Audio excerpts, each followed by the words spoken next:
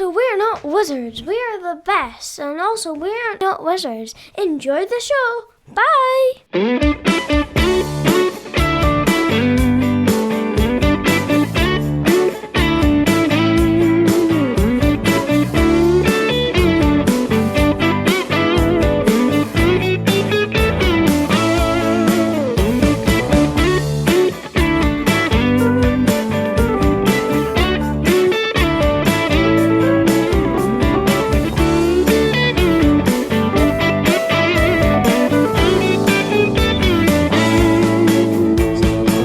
Shall we start?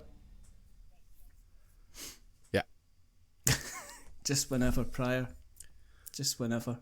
You get a drink. That's it. You settle down. I'm ready. I'm always ready. Just take your time. Take your time. I'm off the cuff. That's how I work. I'm just like this. I'm a little bit Zoom. I'm a little bit Zam. I'm a little bit Rylan. Yeah. Absolutely. Absolutely. Right. Okay. Let's do this.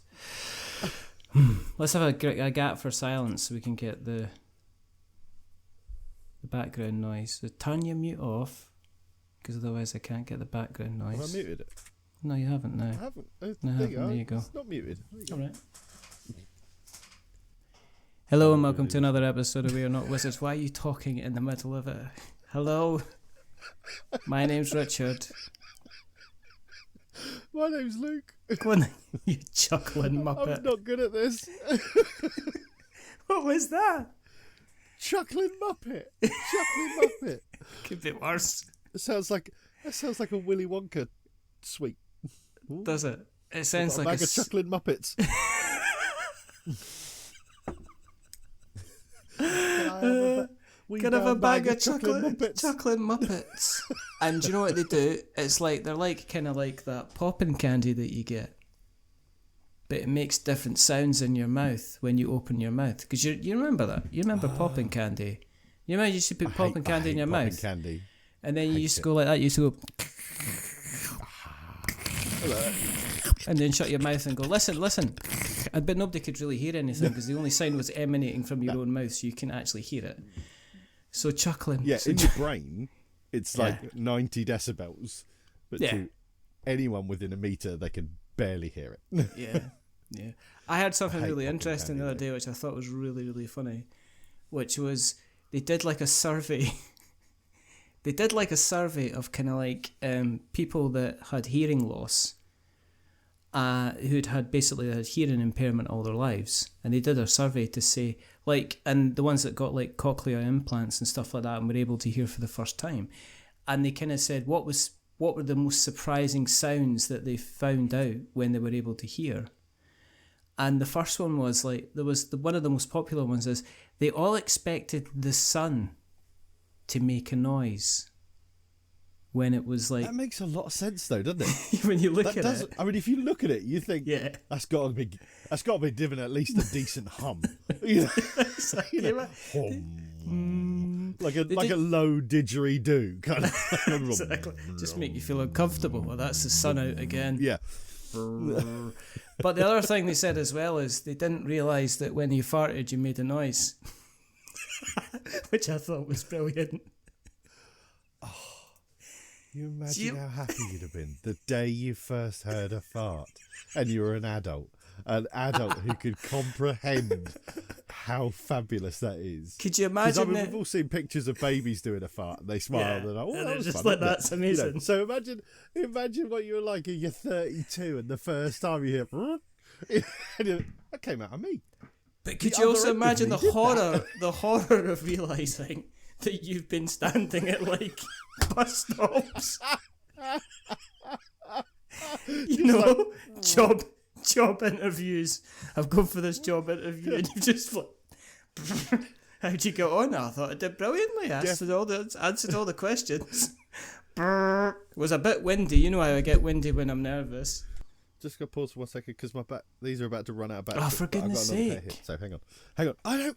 Just shut up. You're gonna edit. Just shut up. I've got a click now. It's like it's obvious that 5 weeks. I can't hear you. 5 weeks notice. Well, actually, I can sort of hear you. 5 weeks notice. Where's the sound coming from? Isn't enough time. Why can't I hear you? This is gloriously organised. Wonderful. something. I was going to say, I mean, we've only had about 4 or 5 weeks' notice for you to know that you had to charge your headphones.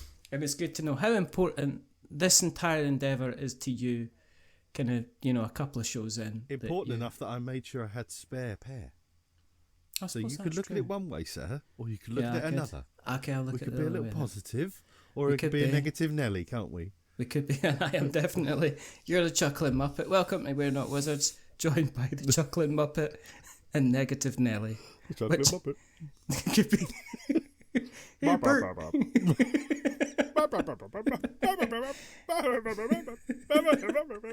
That's a Chuckling Muppet. That is a Chuckling Muppet. I will find you. I have a very particular set of skills. Is one of the best things ever. Kermit doing the Taken thing is just. Can you imagine, like, for all the crap the internet gives us, horrible Twitter or X or whatever the hell it's called, just full of nasty, horrible people just trying to be horrible to each other. Yeah. But then it comes up with Kermit as Taken. You don't have much money. Makes it all better. It just does. It's just amazing. Have a very particular set of skills. Skills that make me a nightmare. I will find you. To deal with someone. I will find you. And I will kill you. It's the dribbling, chuckling Muppet and Negative. This is going really, really well. This episode is called Don't Look Back as a Chuckling Muppet. Because we're going to talk about games that we kind of played last year, and we'll put them in a list separately, obviously not together because we're not close enough to sit down over a table and put a list down together. So we've got like a little top 10. We've also got some honourable mentions as well, and we have potentially a special award, which we're not going to create some kind of award and send it to the people because they'll probably ignore us either. Before we jump into our lists for the games of the year, or last year, because not this year, because we don't know this year, have you been playing anything interesting and exciting that isn't Mythic Battles? Just calling you on that. No, hang on a minute. Hang on a minute. You can't make me not talk about Mythic Battles. You can't do that. That's not fair. Yes, I can. It was important. It was important. Everything I have been playing. Yeah. It was very important. Very important. Yeah. Everything I have been playing will probably be mentioned on the list. Oh no! Tell you what, no, I won't. Okay. I played Dune Imperium again on Thursday. Yeah. See, there's a guy at the club that I go to, and he brings in 2 games. One of them is Dune Imperium, and he has all the expansions, which is fair enough. And he's one of these guys that board game companies will hate because he has like one game that he brings in and he just plays it constantly all the time. This is the game that he plays. He loves this game. In a weird sense, he's normal. In a weird sense, he's normal. Weirdos. Yes, let's not. Yeah, but we look at him as the weirdo for just always bringing the same game. Because he brings in that by one or 2 games, and he's got First in Flight what as the well. other one's going to be. First in Flight he's brought. Oh. It's That's a new not one. What I expected. No, I've heard it's very good. But he got First in like Flight on game, Kickstarter. so. Yeah, it is. It's incredibly. I played it and pleasantly surprised, to be honest. However, it was quite a heartwarming story involving your Mythic Battles, I believe. And yes, and it wasn't just you playing it, was it? Yeah, Ragnarok arrived recently, which is the Norse version. Mythic Battles originally, it was just Mythic Battles Pantheon, which was set in ancient Greek, and all the Greek gods and Greek myths and Greek heroes and Greek troops and Greek beasties, and I love just everything about it. I will not miss an opportunity to wax lyrical about how feckin' awesome Mythic Battles is. And yeah, so Ragnarok arrived. Yeah, which in one little sense I wasn't as bothered about, just because Norse mythology doesn't mean a great deal to me. I'm not as enamoured. Well, I'm sure I would be enamoured with a lot of the myths of Norse culture and everything. I just don't know them as well, and also the names. the names. There's Y's next to T's, next to G's, and I's, and 4 N's, and a Y, and then, it's just like, give me a chance, Sweden. What have I done to Norway to make it so hard to relate to their culture? Have you tried making an effort? And trust me, and Elliot, my 10-year-old son, made a huge effort. He's actually quite annoyingly good at it. I'd sort of pass him a card and say, what the hell does that say? And he'd be like, Tangerine, and say it, and I'd be like, that's not a bad effort, I would imagine. But yes, so we sat down with some, got it kind of sorted. I'm missing a deck of cards, which is slightly frustrating, but hey ho, it's one of those things. Luckily, because I have all the Pantheon stuff, it wasn't a problem, so I could use some bits from that. They'll get those cards to me. So I set us up a decent little force each, and I said to him, I said, do you want to just try and learn it? I was worried it was going to be too much, because have you played Mythic Battles Pantheon? You know what? Have you ever played it? I'm going to say no. It's fair enough. I haven't played it. It's one of those games. It's not a difficult game, but one of the things I love about it is that it does some things that you just don't see elsewhere. The dice mechanism is really cool dice mechanism, but it's quite a confusing one. It's quite a hard one to explain. So, for instance, I shall explain it to you. Say you have an attack stat and a defense stat. The attack stat is how many dice you roll, and the defense stat is the number that you need to beat. And for every one of those you do a wound. Yeah. So say it's 7 versus 7. So I roll 7 dice. Yeah. The dice are blank to 5. 1, 2, 3, 4, 5, and blank.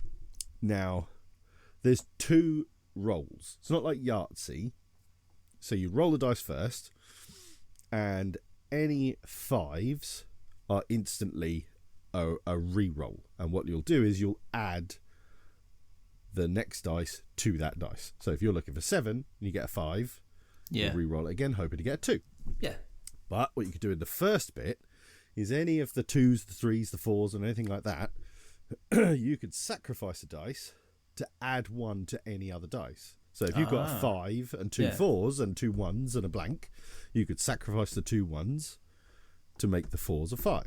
So then you can re-roll them. Or what you could also do is you might have a 3 and a 2 and a 2 and a 5. So what you could sit there and do is go, right, okay, I won't make the 3 into a 5.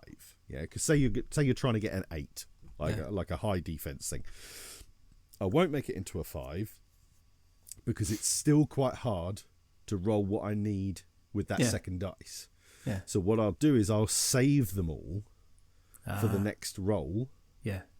Or you could sit there and just say, I'll make that 5 into an 8. Yeah. And just take the wound and just go, right, I'll just, because it might be against a god. Gods are very tough.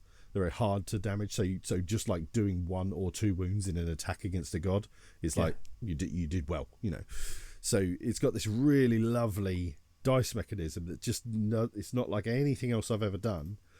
But as you can see, that's quite hard to explain to an adult and a gamer, let alone a 10-year-old who's still kind of really wrapping his head around all this stuff. So we did that and explained it to him, and he was just like, so we went over it a few times, and then it was like one time he just suddenly went, I get what you mean now. I got it. So, okay, cool. Awesome. Then the other thing you do is when you build your force, everybody has a certain amount of activation cards, and you shuffle them all up with these Art of War cards, and you have your little deck. So you have like 5 or 6 cards in your hand at a time, and you activate a thing, and then each turn, each activation, a miniature could do, a unit or whatever could do either two simple actions, which is like walk and run and attack, and stuff like that, and claim, which is to do with how you win. Or you could do one complex action, which is absorb and run and stuff like that, or like maybe something for a special ability that they've got. So again, that's simple enough, but it's lots of things for him to get the hang of. And at first I just said, this is just a teaching thing. We're not going to sort of play it as such, but we're just going to go through all the motions and stuff like that. But we just ended up playing it, and he bloody loved it, and he loved every second of it. And as always, the little shit beat me, as he always bloody does. But that's what you want, though. I kind of want that, because it does encourage them to get back in again. Because I think it's one of these things when you get to the table and you say, well, this is something I want us to do together, and I really like doing this. But if you just trunce them again and again and again, then it's just like, well, there's no point in playing this with you, because you're just going to get trounces. One of the questions I've got for the Mythic Battle stuff is that I have seen kind of like the pledge levels and people kind of going, look at my mountains of cardboard, and there is a lot of stuff. Yeah, can you get through it all? This is my big question, because one of the things I'm not trimming down my collection, but I'm generally going into it and going, right, okay, if I'm not playing this, I think I'm gonna punt it somewhere else. I've got kind of like family and friends and stuff like that I know they don't have as big a collection as me, and if I put a game their way, then it goes onto a collection of like 5 or 6 games that I know that they're definitely gonna play. But is it something you're gonna get through, or is it something you're gonna get like you're only gonna use like 25% of the game, and the rest of it's just gonna kind of like stay in the box? No, one of the really cool things about Mythic Battles is you can do, like, it's got like loads of books for scenarios and stuff like that, so you can do all that kind of thing. You can kind of have it all sort of set up ready for you. Just say, look, here's a good fight with a little bit of story behind it. Or what I pretty much always do, I've done a few scenarios, but I pretty much always do is you do what's called a draft.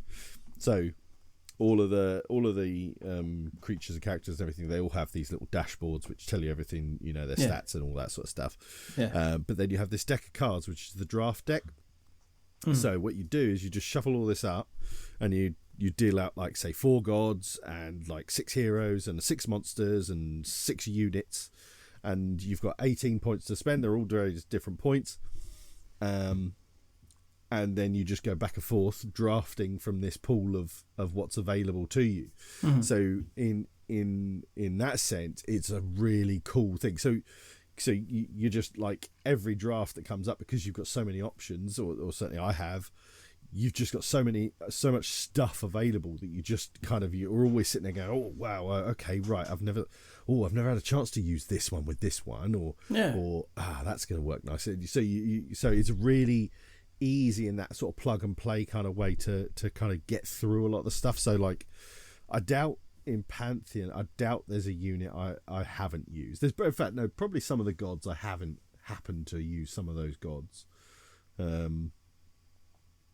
But yeah, it's really good on that front. The biggest thing with Mythic Battles is having it so you've got it all stored in a way that makes that process a little easier, because you set out that like set of cards, then you've got to go get all the dashboards for it and all the activation cards for it, blah blah blah. So now the Ragnarok comes with a really nice storage box and everything, and it's all kind of really well set out. But if you've got Pantheon as well, I never got the Pantheon storage box, but also it's slightly limited in one way. So I've got Pantheon stored in a very specific way, so now I'm going to make it so it's all stored in a very specific way. So the dashboard and the activation cards and any tokens they have, they're all together, so they're all in amongst each other. So I haven't got to look for one thing 3 times, kind of thing. I just look for one. So if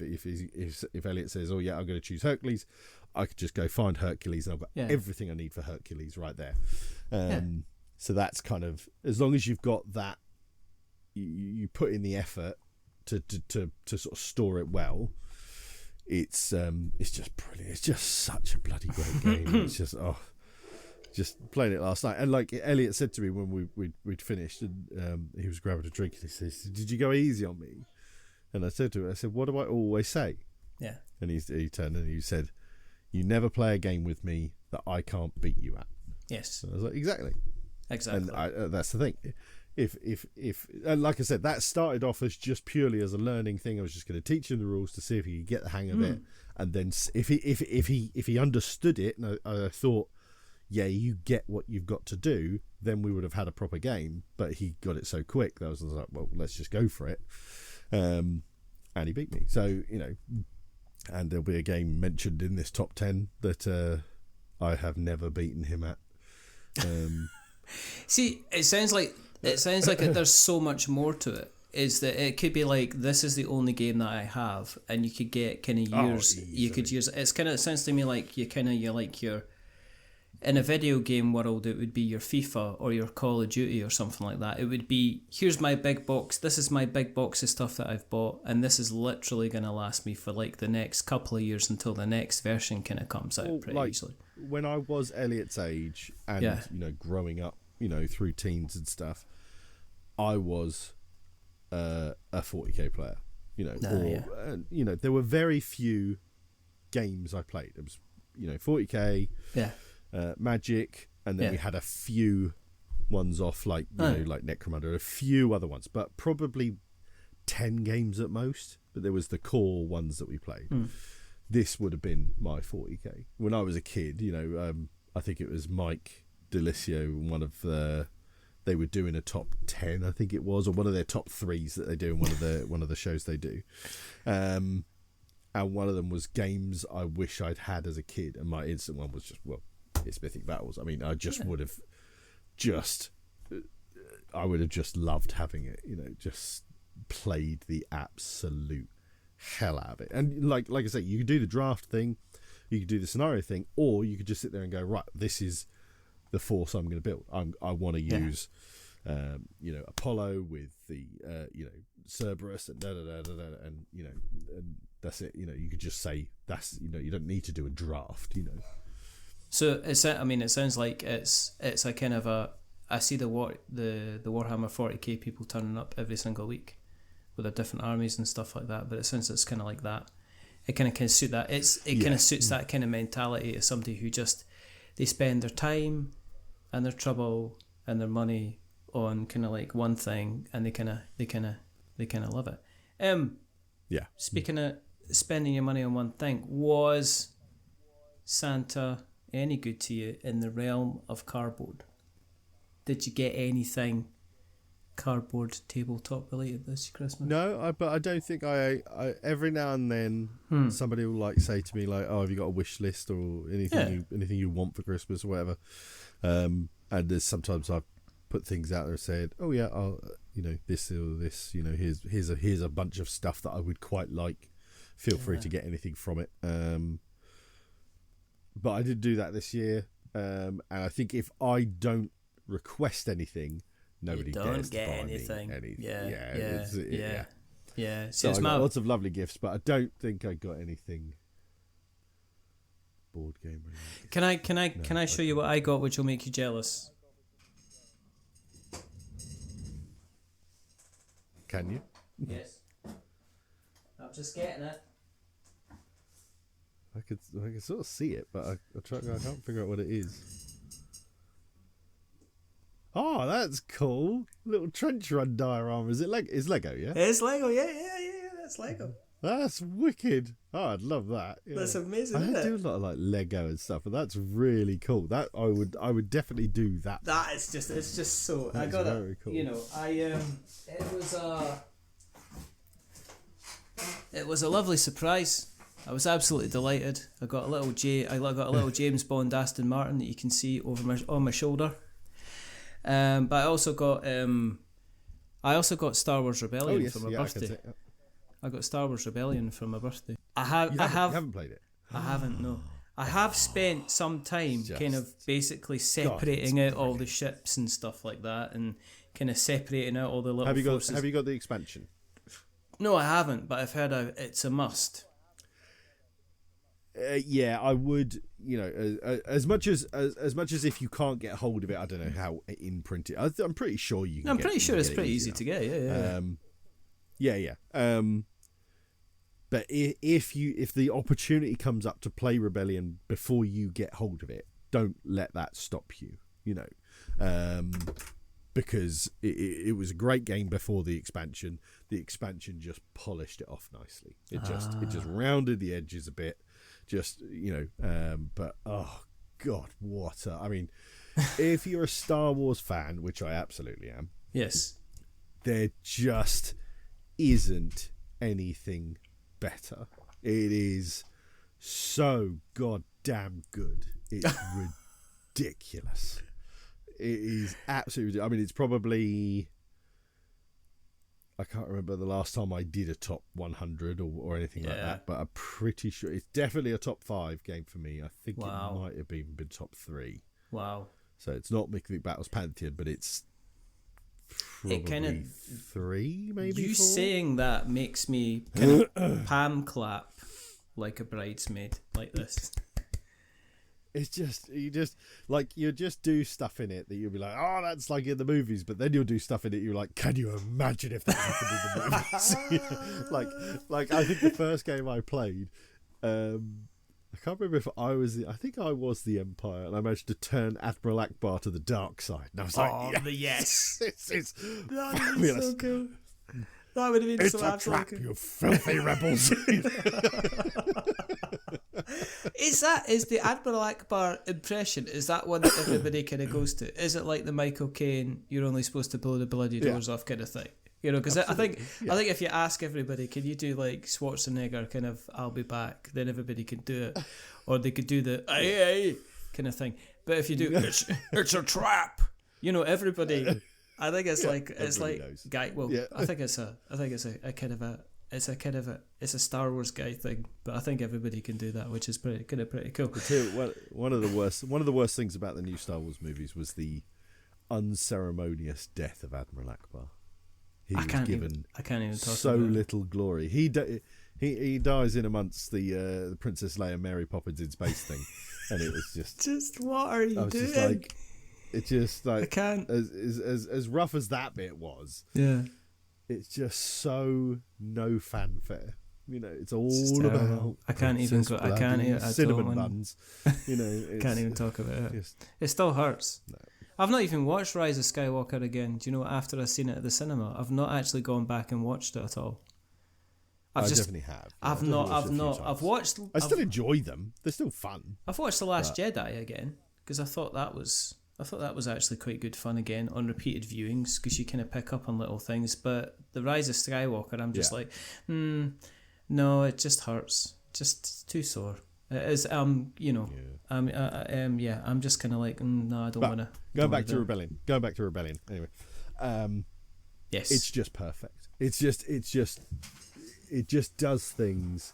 It's definitely the only drawback of Rebellion, but it's also a plus because it means you have to play it more, is that it's definitely one that requires a few plays to really kind of get it all out of it, because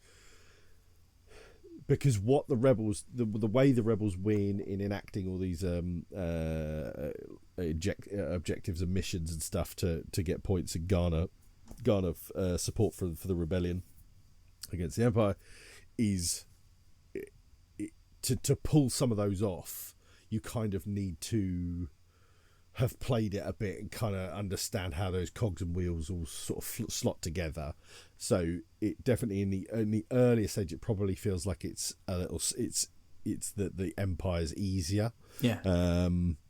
But it's not. It's once sort of two players know what they're doing and they kind of know, like, the Empire has an idea of how the rebels will work and what the rebels might be doing, because then they might be able to see little telltales as to what the rebels are trying to do because of what they're doing around the galaxy, and the rebels, it can feel just like, it's like, how am I going to win this? Look at this just array of imperial fleets in front of me. There's so many of them as well. It's like a bit 3 Death Stars. But you're like guerrilla warfare. You just like, you have ways of making a fleet just suddenly appear next to something and just go, and just wow. You might want to just destroy a Star Destroyer. That's all you want to do. You don't care what happens to the fleet. The fleet is sort of sacrificial, so you could just go, right, wham, shotgun, glass cannon, bang, kill that, focus on that, and what happens sort of thing. So you sort of like suddenly pop up and you're just an annoyance to the Empire sort of thing, all the while trying to misdirect where your base is, because that's what they're just sort of slowly scouring and looking for the base and stuff. It's just such a bloody great game. It's just I'm so excited. I'm so excited. Fabulous. I'm so excited. I'm so excited. I'm so excited. Right. We've had a bit of excitement. It's time to get serious. Last year. Oh. Well, no, it's not that serious. We can do armpit farts if you want.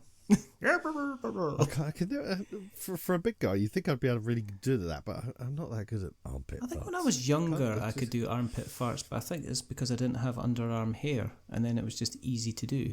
Now it's like there's almost like a muffling. I think that's a kind of a certain thing. Let's kick proceedings off by I think I'm gonna issue a couple of caveats on this, because I know what these top 10s are like. And first of all, these are mostly, partly, if not all, games that were released this year, potentially. Secondly,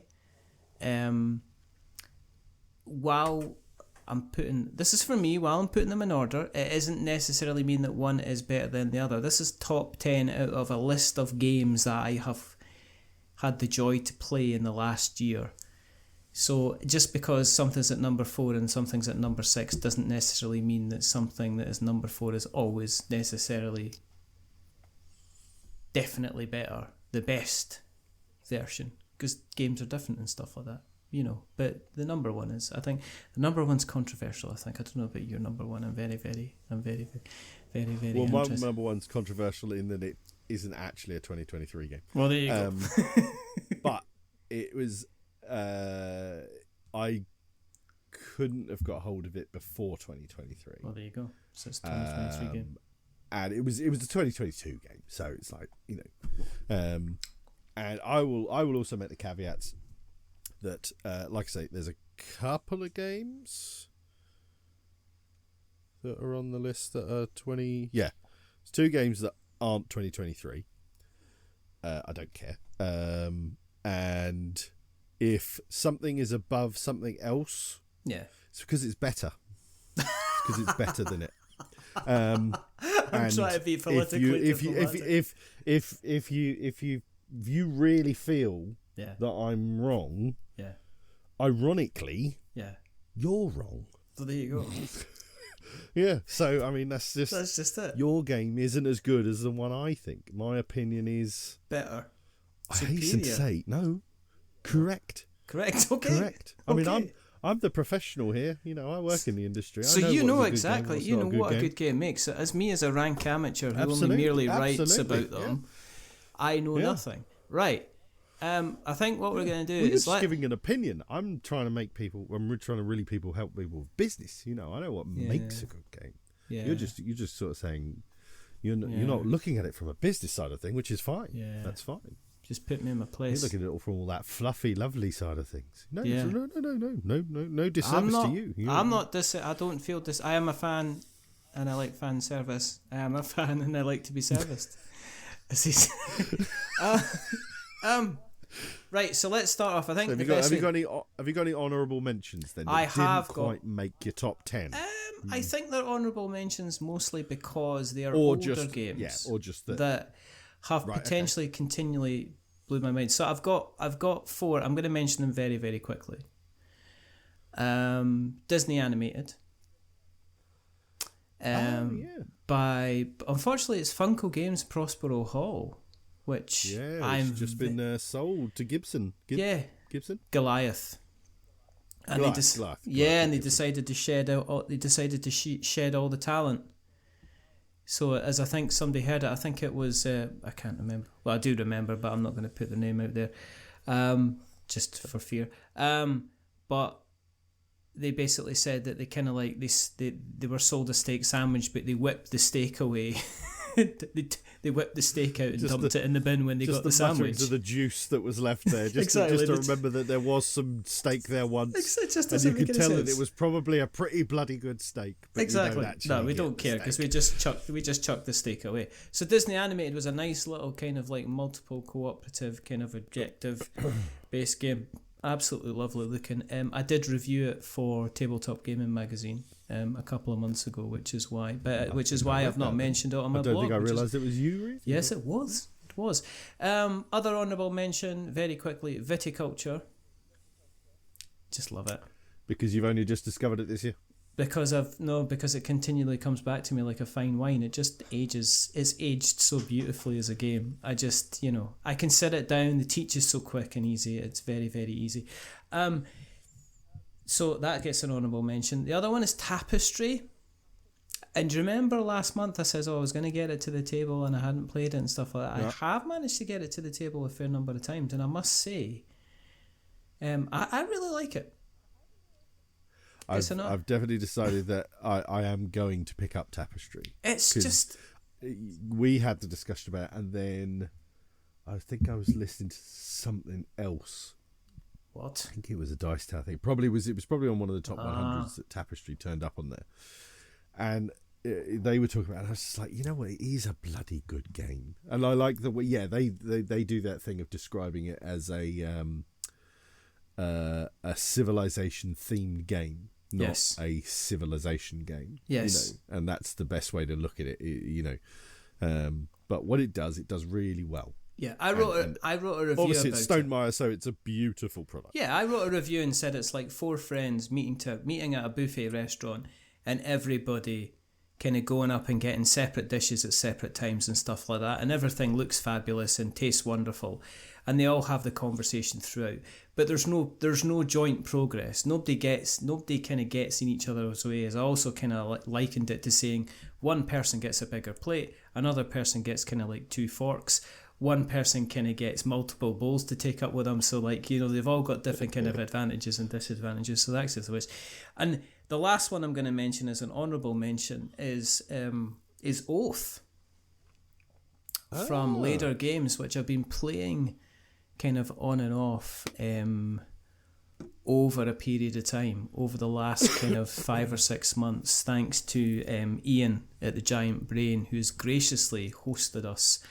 Me and my son going over and playing Oath, I think 4 or 5 times now, and it's really weird. It's a once in a lifetime experience, and once you have played Oath, I don't think it's just an experience. It's wonderful. It's absolutely wonderful. But there is one caveat: is if you play somebody else's copy of Oath, unless you're really, really diehard into Oath, I don't think there's much point in getting up your own.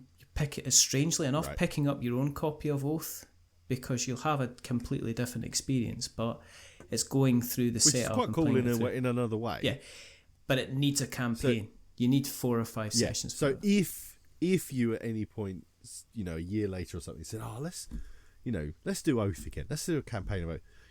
That you can do it, and you're not just going to go, oh yeah, but. Yeah. Then we get to this bit, and then there's that bit, and there's this bit. So that is cool in that way too. It's different. It's world building. It's world changing. It's just it does rely on, there's a bit of king making, but the overall experience is absolutely glorious bits of tabletop that I've not really seen and experienced in any other game, which is why I'm interested in what Leader Games are going to do with Arcs when that is supposedly coming out, because it's meant to be something the same. So that is my special honourable is Arcs mention. more like Oath? I think not so. More like Root. I thought Arcs was Root sci-fi. I don't know. Maybe it's got a little bit of this, a little bit of that. A little bit of column A, a little bit of column B. What about your special mentions? So, ones that didn't quite make the list. There's actually a few that I'm surprised. Earth didn't quite make the list. Yeah. It got very close. It was 11th. And I very much like Earth. I like what it does. A very cool game. a very cool game that I think has gone massively under the radar because it's not Death Road. No, Thunder Road. Thunder Road Vendetta. I was like looking at you going, he's stuck. Somebody reboot the prior. That game has got all of the love. Yeah. But Death Road All Stars is, very much same setting. Yeah. It's such a great game. It's such a I am going to screw up my mate. If you want a game where you're just absolutely going at each other from the first turn, Death Road All Stars is brilliant. It's really well produced. It does some really cool things. It's a brilliant game. That just didn't quite make the list. Ice also didn't quite make the list. Heard very good things of that. Yeah, very cool game. Really, again, like what it does. Beautiful production. Check. Pun not intended, but nonetheless definitely included. And another one I really enjoyed. So sort of surprisingly, I'm not a big one for multiplayer solo games. Yeah. But After Us is just such a fabulous little puzzle. It's just, and you're sitting there playing it, and you're doing this all cool thing where you're trying to put all these. You've got these boxes that you like that they go off the edge of the cards and stuff like that. What you do is you put 5 in a chain, and then you kind of follow along any boxes that you completed. Yeah, and then that gets you a load of resources. And then you buy more apes, primates, and monkeys and stuff like that. So you're deck building and trying to make this more thing. And it's just so much fun. It's just such a fun little puzzle to do all the time. I really, really enjoyed it. And it's got Vincent Dutrait artwork. And so they definitely just went, Vincent, what have you been drawing lately? And he was like, monkeys. Been drawing monkeys. I've drawn a lot of monkeys lately. I've been drawing monkeys all over. It's nothing but monkeys. Just drawing monkeys. I don't know why, but I can't stop thinking about monkeys. I'm going to bed thinking about monkeys. I'm sleeping thinking about monkeys, dreaming about monkeys. I've had nightmares about monkeys. I wake up thinking about monkeys. I'm eating a lot of bananas, and I've just drawn monkeys. And they were like, cool. Can we have some of the pictures? We'll make a game for that. Just went, and that's what they did. That's what it did. It is the most pasted on theme, but it looks all beautiful, and it's but the puzzle was great, and I was surprised actually it didn't quite make my top 10, but it just didn't quite make it. Right. Yeah, it was about. Anything else? Seas of Havoc. That's a really, again, another real good fun game that didn't quite make my list. Very much in the kind of the Death Road All Stars. You're just going at each other from the start, but it does a cool thing where you got this like worker placement game at the beginning, where you're sort of getting all your stuff, to then basically have a big fight on the high seas, and you've got this kind of Pac-Man grid board.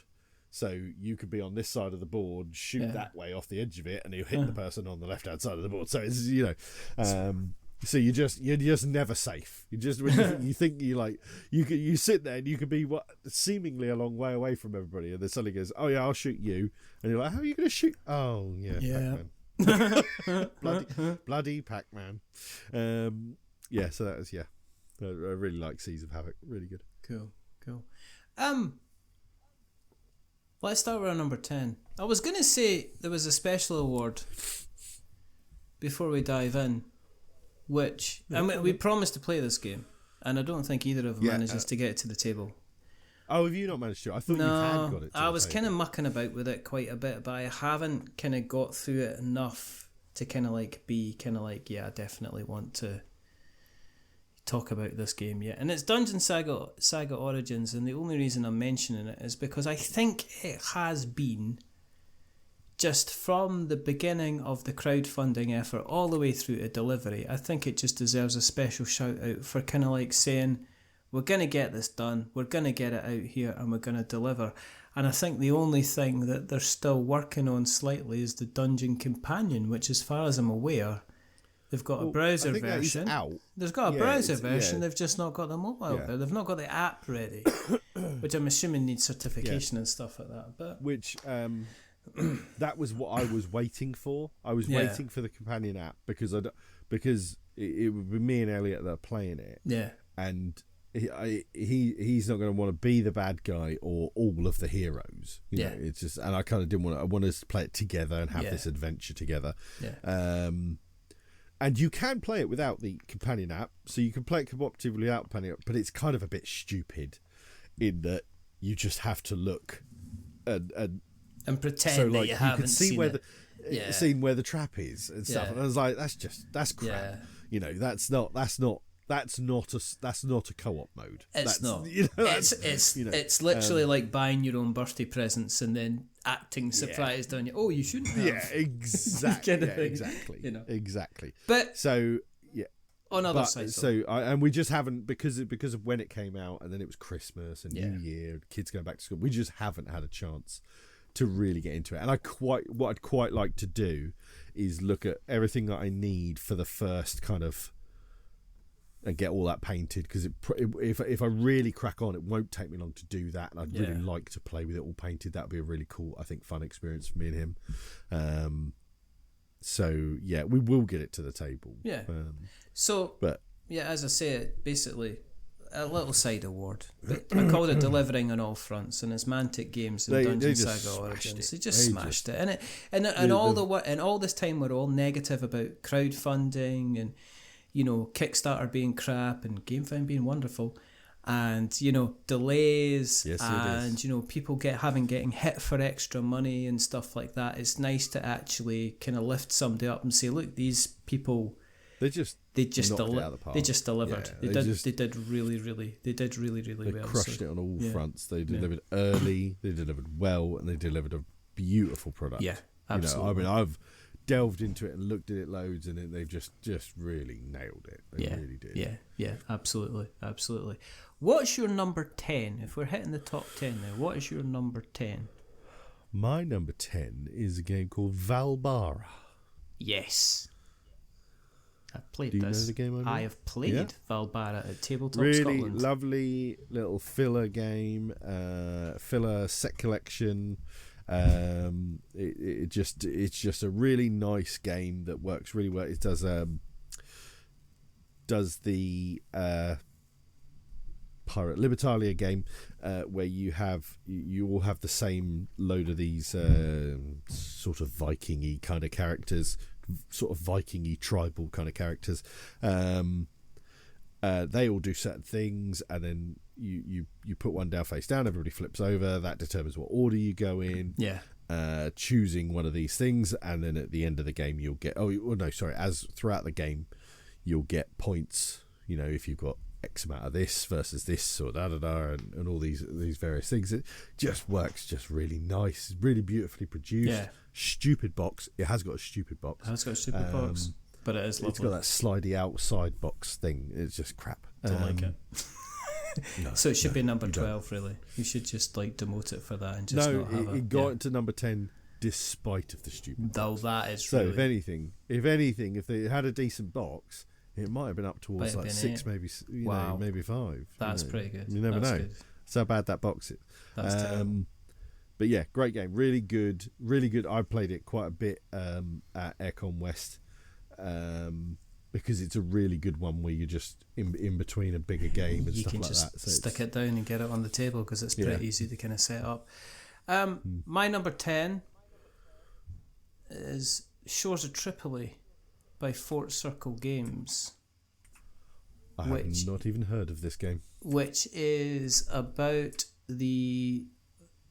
basically, it's like it's a card-driven kind of war game where you're basically trying to be the American forces against the pirates of Tripoli. And it's telling a story. It's almost like moving you along how the actual events work.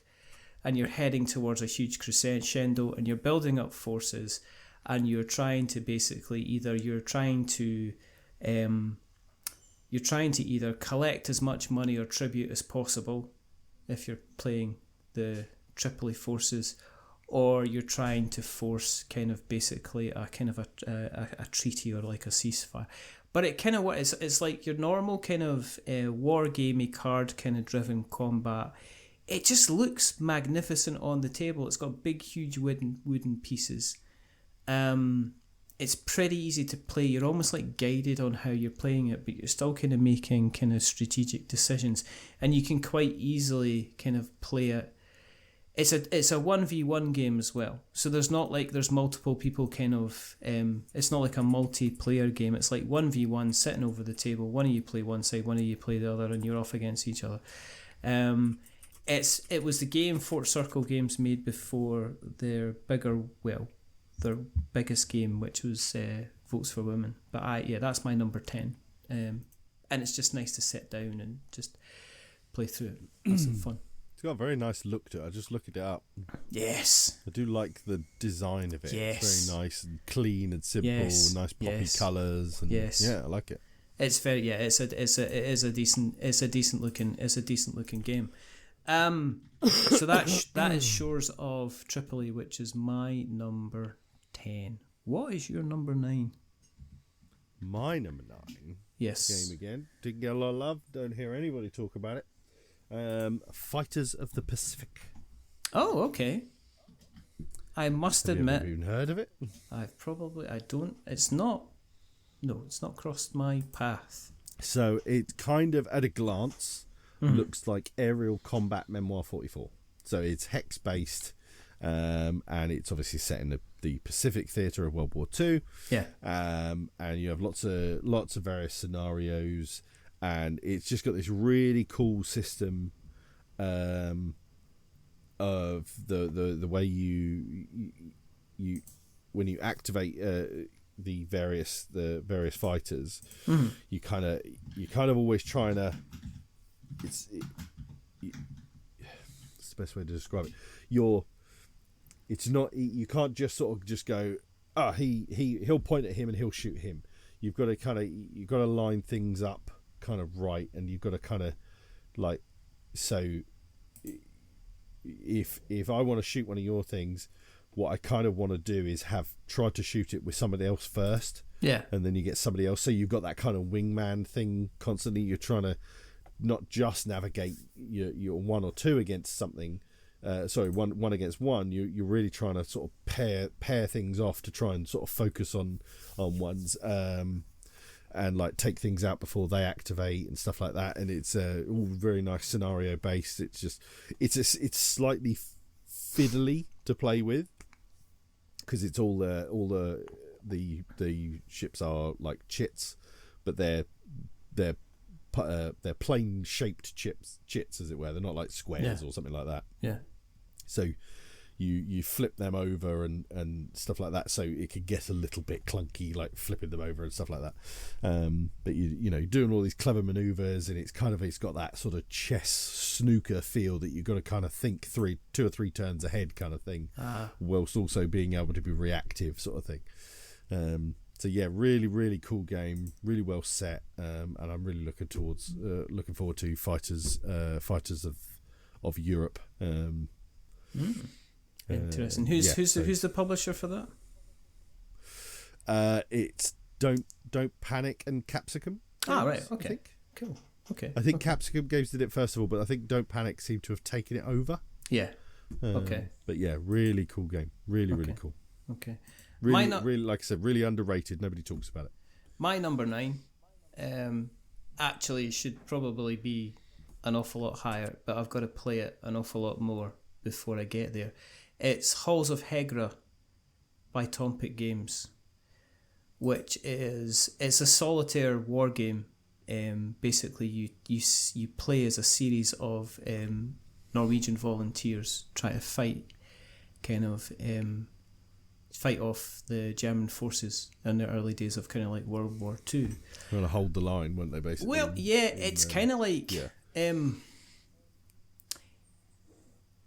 If I say something like, it was a bit of a 300 kind of thing, wasn't it? If I say kind of like This War Is Mine, or like even kind of Dead of Winter, there's a level of desperation to this game, which is almost like you go into it. It's almost like, I know some people say, I've heard somebody say it was like, it's almost like the Home Alone of games, in that you know that the forces are about to descend on you.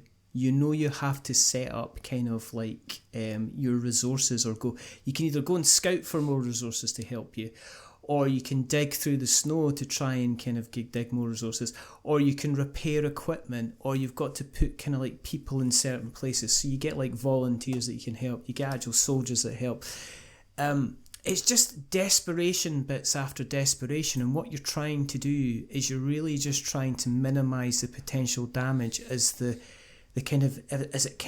desperation kind of increases. So the first stage is all about exploring the fortress, digging it out, getting new recruits, and just kind of like planning supply routes. Then you've got a first attack, so you've got to try kind of like defend it while you're kind of doing kind of even more preparations for the final siege, and then you get the final kind of siege of Hegra itself. So you've got you start to get bombing, and you start to get things kind of damaged, and you're constantly kind of almost like firefighting to kind of like still bring in resources, but kind of repair guns, and it becomes like a game that you get halfway through, or you get towards the end, and you're glad it's over. But it's the experience. The only reason it's a bit lower in my thing is because there's a little bit of setup involved, and it takes a little while to kind of completely get your head around what you're meant to be doing. But it just looks fantastic on the table. It's quite busy, but it is ordered in such a way that it does eventually make sense once it clicks. The rulebook's pretty good, but as far as solitaire games go, it's just easy just to sit down on an evening and just kind of play through it, but you don't want to rush it, but you just want to savour it. And it is that kind of, so if you're into that kind of fighting against insurmountable odds, then it's Tompic Games. They're a small outfit. They've done Halls of Hegras, I think their second game. They did Dawn in the Purple, which was a game based around they were donning the purple. They were donning the purple, so they did that based around the kind of the rise of I think it was maybe the rise of that Caesar got some potentially. love when it came out. Yeah, this is Petter, is it Shanka Olsen, I think his name is. And Tompic Games, they deserve a lot of love. They're doing some amazing things in the space. And Halls of Hegra, I've seen it appear on quite a few critical acclaim places now, because it is just a damn good game. So that's my number 9, Halls of Hegra, Tompic Games. Little honourable mention for Halls of Hegra, a beautifully evocative cover. Yes. I remember the first, it caught my eye. Yes. Immediately when I saw it. It's just such a real grey. And now you're telling the story of it makes a lot of sense, because it's men, I think, if I remember right, like kind of not cowering, but kind of they're sort of braced behind a sort of defense or a wall or something like that, and you can see like oncoming force. It's a very evocative cover. You know exactly what you're kind of getting with that game when you look at the cover. So that's Halls of Hegra. That is my number 9. What is your number 8? My number 8 is Age of Rome. From Teetotum Games. Very cool game. So you play a one of the various characters who would want to be Caesar, and it's about getting the most victory points, but it does some really cool stuff. You have this central board, and that board is mainly a circle, which is split up into quarters, and that it's like a little lazy Susan. It can move, and you have, each circle has a section for a port, port section, barracks, farms, like a political place, and a something else place. I forget what the other one is. Religious place, I think. Yeah, and on those things, so what you do is you work a placement, but you have these acrylic discs which are the upgraded version of each of those sections. So you will build and upgrade those sections with money. Then you use worker placement, and you'll decide what I'm going to go to the barracks, so I'll get more forces, and you send your forces out to the battlefield, or I'll get political. I'll do the political one, so I get more votes in the Senate, blah blah blah. And it's kind of got like a sort of bit of a set collection and stuff like that going on. And then what you do is, you'd have had an event card that came out which impacts the game in some way or form, but also shows you where the board is going to rotate in that next turn. And you do this over like 10 rounds. The board keeps going back and forth, and it might go twice anti-clockwise and then come back once clockwise and blah blah blah sort of thing. So you're building a thing, but then you're sitting there going, oh, but if I build this, that's then going to go round to Matt, and he really wants that. No. So you've got this, and then what you also do is you have schemes, because it's Rome and everybody was always stabbing each other in the back. So you can set schemes up. So they're like little bombs, basically, that you'll place on one of these quarters that's in front of you, and then eventually it'll spin round, and once that scheme is in front of somebody else, you can use your worker to enact that scheme, and you get to steal something from them, or take this, or blah blah blah. It does some really, really cool stuff, and it's very... I thought it was just going to be kind of just a classic Euro worker placement, get some points, but it does a cool thing with a rotating board. That's what I just thought it was going to be. Just nicely produced, fun game. But it's actually got a lot of take that. It's a real, ruthless game. Yeah. You really are going at each other in a lot of ways. So yeah, great game. Really, really like it. I really like what it does. Beautifully produced. Yeah, good stuff. My 8, Race to the Raft, City of Games, Frank West. The island is on fire. You're trying to move the cats from their safety spots to the actual raft, and it is quite literally a path building, fire prevention kind of lovely little puzzle game that, as with all puzzle games, kind of ramps up in complexity and difficulty in the various kind of ways that you've got to kind of win the game. And I think it's maybe not as, I guess, as I would say kind of family friendly as the Isle of Cats was, but it's certainly, it looks like quite a tough game. It's kind of mysteriously quite complicated, and also kind of has the ability to have additional kind of rewards on it. But it's bright and it's colourful and it's got lovely wooden cat tokens, and it's certainly kind of like, it looks garish on the table, but I kind of really, I had a lot of fun with it, and the puzzle element will keep you kind of coming back again and again and again. But it's, that was my number 8, which is Race to the Raft from the City of Games. I remember when I first saw Race to the Raft, I thought it looked like Minesweeper on acid. Ah, yes. That's a pretty accurate description, isn't it? It's kind of like the fact, it's a lot of stuff going on in a very kind of small space. There's a lot of stuff. It kind of feels, it does feel like that, but then once you get playing to it, it's one of these things you look at it and go, what is actually happening here? But once you kind of get the cards down and you realise you're trying to build your kind of you're kind of like building your roots for all the various casts. Yeah, you're trying to build paths for each of the casts. Based on the colours, because they're only allowed to go along kind of like certain kind of colours and routes and stuff like that. But yeah, it was a pleasant surprise for me, and I really, really, really enjoyed it. Your number 7, Mr. Pryor. What's your lucky number 7? My number 7. So my number 7 is a funny little game which I think we've discussed before. Perfect convention game. This is Pray Another Day. Yes, you have. So it just it's got the weirdest artwork. Everybody when you hand them their set of cards, which is the same as everybody's got, everybody's just like, wow, that's some artwork, isn't it? Kind of thing. But it's got this brilliant. It's like love letter / the assassin section of Citadels. It's the guard choice in love letter. You calling out a character, but then you're trying to guess what somebody else has done. It's just such a condensed, perfect little filler game. Just nailed it. Just again, kind of like love letter in that sense, that it's just so condensed, and you just think, how have you managed to do so much with so few cards? Like it's just, how have you pulled that off? It's just it's brilliant, just absolutely brilliant. Awesome.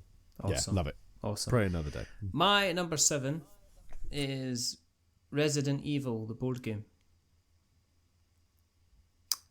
Only because, It's 2023. Yeah.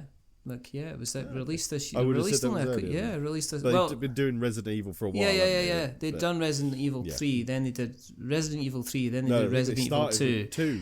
And then they went back and then they did 3. 2, then 3, then they went back and did 1 because the anniversary stuff. Steamforged, they produce beautiful games. They can't count, sadly. I know, it's one of these things. They can't win them all. I mean, Resident we Evil. don't hold it against them. Resident Evil 7's out next year, and then it's going to be followed by 4, and then Village. I just can't. You can't even control these people anymore. It is just a very, very good video game adaptation on a board game type style, and it brings all the tension to it. It brings the lack of bullets, the lack of resources, the having to run for your life. The tiles are a bit, I think negatively, the tiles on it are a bit too dark for my liking. I think it kind of yes, it's a very, very dark game, but please can we just lighten up the tiles a bit just so we can see all the glorious artwork. But apart from, there is nothing worse than failing, or you're constantly looking at failing and you're constantly just it absolutely encourages you to, it's not a zombie side where you sit there and you end up feeling like Rambo with multiple weapons and you're just shooting things left, right and centre. 9 times out of 10, the best thing you can do in this game is if you see even a single zombie, the best thing for you to do is to run away because you're more likely to succeed in that. It tries to expand it with there's a full kind of manor exploration mode. There's kind of they've brought in puzzle elements with cards, so you'll have a row of cards and you've got to guess which one matches to which, and if not, you reset the puzzle and start again. It's just. And it kind of works quite, and ironically, it kind of works pretty well as just a single player game. You can just set it up as nature intended, as you would as a video game, and just set it on the table with your various characters, and you can just play through it like a video game. Except, and it just, so that's Steamforged games. That's my number 7. Have you played the other Resident? I've got the Resident 3. I've not played Resident 2. Not played it. But Resident 3 I think is meant to be better than Resident 2 because it's got some kind of changes. But yeah, I really enjoyed Resident 3 because it's kind of like this one, but there's an awful lot more kind of weapons and armory and stuff. You feel a little bit more of a badass in Resident 3, but you've got the ongoing kind of threat of the big bad coming to chase you, But yeah, so I really like that. So that's my 7. What is your number 6? My number 6 is Taiwan Night Market. Oh, I've heard of this. I've heard a couple of people talk about this, and I'm intrigued to know about this. I'm going to tell us about Taiwan Night Market. So Taiwan Night Market's a really cool game from... I forget the name of the company. It's a good game. I've got it here. Good Game Studio. It's the Good Game Studio. I've got it here. So you're very cool aesthetic. You're running. You're one of various people running stalls on a Taiwan night market, and you've got all these creatures that are coming in to visit the various eateries and stuff in the Taiwan night market, and there's 3 kind of entrances to the night market. And you'll seed each entrance with various people. Then you'll have some people in your own hand that you'll seed into those so that people can't see them. And then you've got various building plots along the thing, which you do a bidding for at the beginning. And you essentially, you're trying to set them up into the right spots to basically, the people will come along and they'll take a first spot, and they'll then the second person will take the second spot available, and keep going along. And you're trying to get all, then from the various people that you got all the money. So if somebody starts A, they'll follow all the path which leads down to the entrance for B. So then if they don't get through A, then they'll be at entrance B for the next round. So you could be like, okay, right. So there you go. So and vice versa, it carries on for C as well. So it's very beneficial to grab the things at the top, but it's also in the latter part of the game. It'll start, the ones at the bottom will pay off, sort of thing. But obviously where these things go, because you're bidding for the spot, so it's not so you might be bidding for the second spot in the thing or whatever, and it's got a road which got things either side of it. Then you've got certain sections of it that so it might be that you've got a stall that is for A, but also if they're coming from B, they could get it from both sides of it, sort of thing. Then you could start to, if you get the same type of business next to each other, then that becomes a bigger business and therefore makes more money, and takes more spaces and stuff. Just a really cool, really well produced, really fun game. If you've ever played Chinatown, right, which is very, very similar in that you're negotiating for all these spots on the board for a kind of very similar themed kind of thing. Yeah. This kind of takes that same sort of feel as Chinatown, but instead of negotiating, you're doing an auction bidding for the stuff. So negotiating, I love Chinatown. It's absolutely amazing game, but it falls on its arse if it's not in the right group. And luckily, my group is one that does negotiating really well. We will love that sort of thing. Yeah. But if you get a group that isn't quite so good at negotiating, the auction aspect of Taiwan Night Market's a really good replacement in that sense, because nobody has to be bullshit about something. You just bid on it if you don't want it, and the people who just kind of want to math it out can math it out. I never math things out. I'm rubbish at it. No, neither do I. I'm not a maths. I'm not a math. I'd rather just try and be intimidating via negotiation, or just bid excessively for something, and That's why you're never good at high society. Cool. I said that's why you're never good at high society. I love high society, but no, I am not good at it. Yeah, that's my number. What were we, 6? Number 6. Yes, Taiwan Night Market. My number 6. Now you're possibly gonna gasp at this, but Empire's End. My brother it was my 15. Was it? But it's only because I think I haven't played it enough. That's all. Right. Okay. It definitely. Okay. It's in here at this level because, well, first of all, it gets into that this game has been made in 2023, and secondly,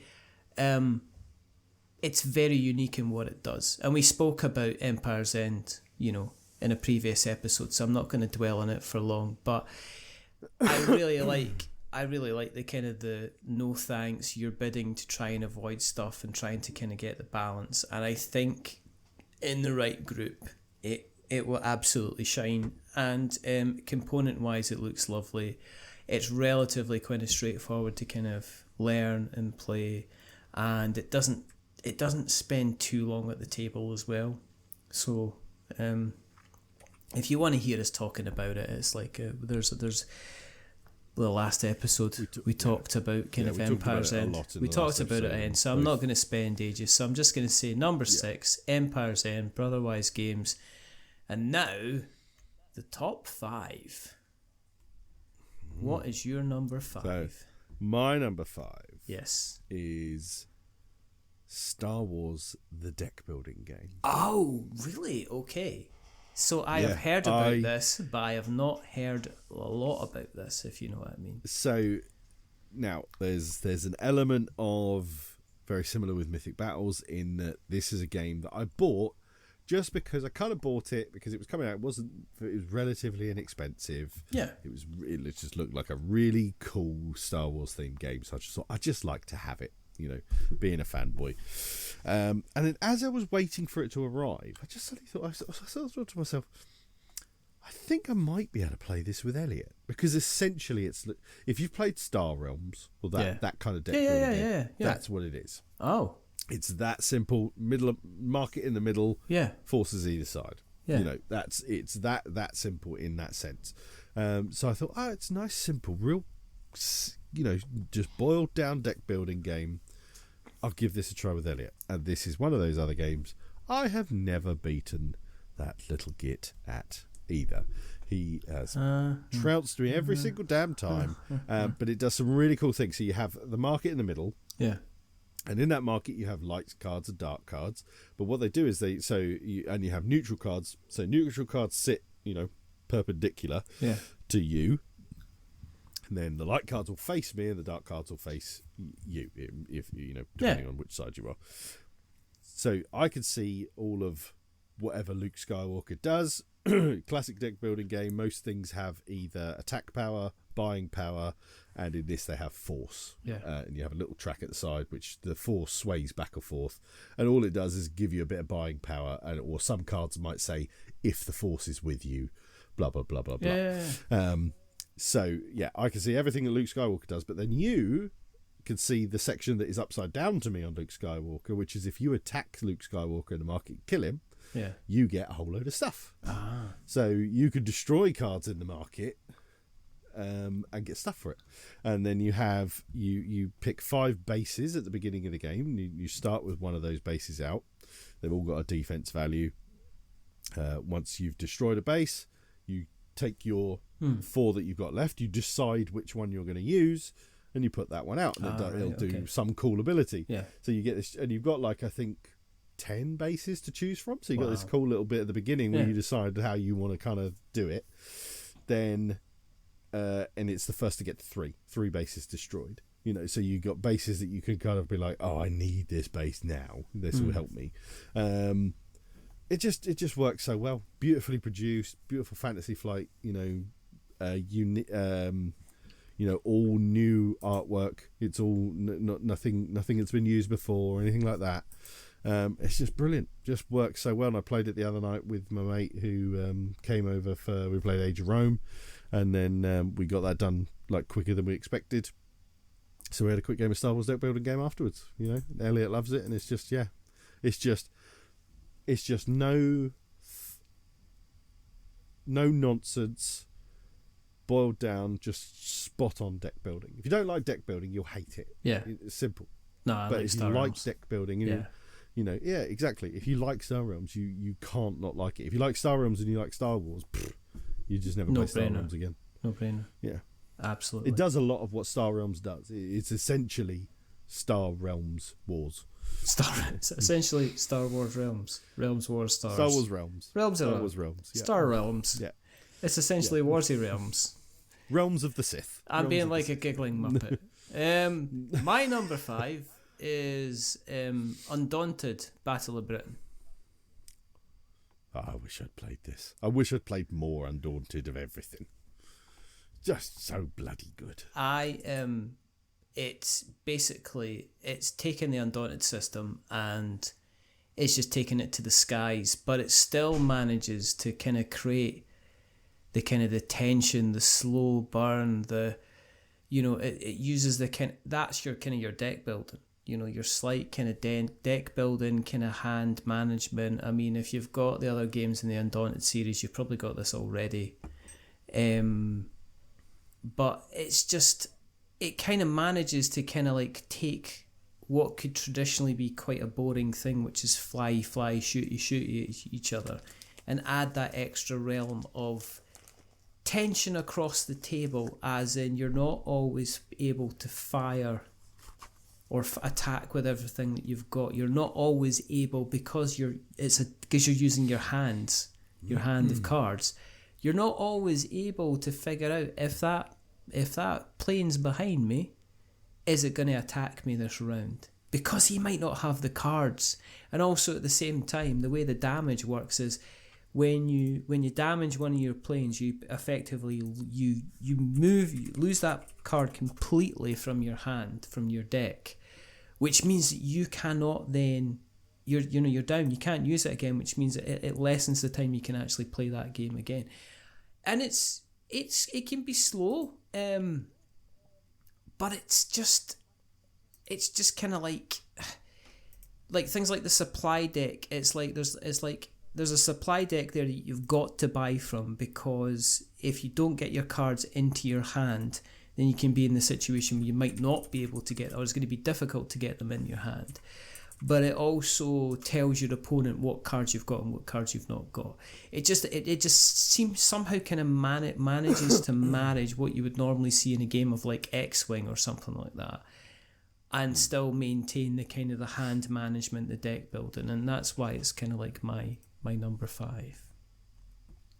So, one of the trickiest of the Undaunteds, from my understanding. Yes, I think because not necessarily complex, no, but just tricky. Yes, the nature of flight. Yes, the nature of getting people into the right position at the right time, and the fact you can end up with like 4 or 5 planes kind of stacked on each other and stuff like that. So it's not like there's like a truck in one place and nobody else can go in it, or there's a soldier in one place and nobody else can go in it. You can end up in situations where you have like literally and 2 ally planes and an enemy plane in exactly the same flying space, but they're not able to attack each other because they're all in the same space, because it creates a verticality as well. I'd love to play it with kind of like normal, real kind of maybe Wings of War models. I think it would be kind of absolutely amazing. So that is my number 5, Undaunted Battle of Britain. What is your number 4? So my number 4, let me just quickly look it up. Hang on. So my number 4 of 2023 comes from 2018. Okay. Now, this is the reason this made the list. Right. Is because I had never heard of it. Ever. I'd never seen it in the wild. I'd never heard of it, never seen it. And I played at Aircon West, and this is called Drop It. Oh, have you that's ever seen? the Do you know clear Drop screen. It? The clear screen with the plastic Connect shapes. 4 for gamers, And you're trying to drop the stuff in, but not get the last shape to get to the top. So almost is it like a Tetrisy type thing where you can't? No. So what it is? So yes. Shows what I know. This clear Connect 4 looking thing, and at the bottom and up the sides you have everybody has the same load of shapes, just little wooden flat shapes of their various colour. And what you do is around the outsides you've either got sections that are broken up into colours, or sections that are broken up into shapes, and then throughout the height of it gets various points higher. So the bottom layer is worth 1 point, 2 points, 3 points, 4, up to like 7 points, and then there's a few circles dotted about that are worth points as well. Little circles that are worth 3 and big circles that are worth 1. And all you do is you take one of your pieces, you drop it in the middle, in the top, wherever along the thing you want, and it lands. And whatever of the points sections it has any bit touching of the highest amount, you get that many points. If it happens to very, very vaguely, slightly touch one of those little circles, you also get those points. But a colour can never touch the same colour, and a shape can never touch the same shape. So you just get all these little bits times where you're just like, oh, I haven't got any options because my yellow thing's there, and then all I've got left is a square and a diamond. There's a square and a diamond there, and a diamond, and you just get and things do things that you just can't expect. And you just you think, oh yeah, this is cool. Yeah, I'll just drop that there. And that suddenly just speared its way down through the shapes, and that diamond is now touching that diamond. Or you suddenly get people halfway through the game, they've seen that things can move in ways that you don't expect, and it just, it's just doing this thing, and you got these choices, and then there'll be this little nugget of a space that they want to go, oh yeah, if I just get my square to balance perfectly, borderline defying the laws of physics on that little nugget of space, well, that'll get me 5 points. That'll be lovely. That's exactly what I'm going to do. And you think, what about the game leading up to this point has led you to think that you're going to remotely be able to achieve that? And then they try to do it and they go, oh no, it didn't work, Or somebody drops a bit and you're like, how the hell have you managed to make it? You get like a circle balancing on this point of a diamond or something like that. And it's just such a perfect it's an everybody game. I played it at the convention. We just laughing, every time we were playing it, loads of people would be walking through the room. They always stopped to watch us play it. Nobody had ever knew what the hell it was, and you're always laughing raucously at people because they cocked it up or they got crap options or whatever. Then took it on Boxing Day to the family, played it with the kids, played it with my wife's family and everything. Bought it for my best friend, for his family. It's just such a spot on game. It's great for gamers and it's great for families, And my 6-year-old, she really is just only kind of just getting into games of any note. And she will sit there. She's like looking at it, and oh no, there's a square there, and oh god, oh no, there's a yellow, oh, and she's really, at 6 years old, you think she's just going to go, oh, it's square, bomb, and just throw it in there and just hope for the best. But she doesn't. She really sits there and evaluates her options. She's that age where her entire world at primary school is probably going to be triangles, squares, parallelograms, and rhombuses. She's probably a bigger expert than any of you. Yeah, and also the opportunity to beat mum and dad, which is just never always just so chef's kiss for a 6-year-old. Exactly. But also heartbreaking when they don't beat mum and dad, or worse, they don't beat their brother. They just go to the room and don't come out until they're 12.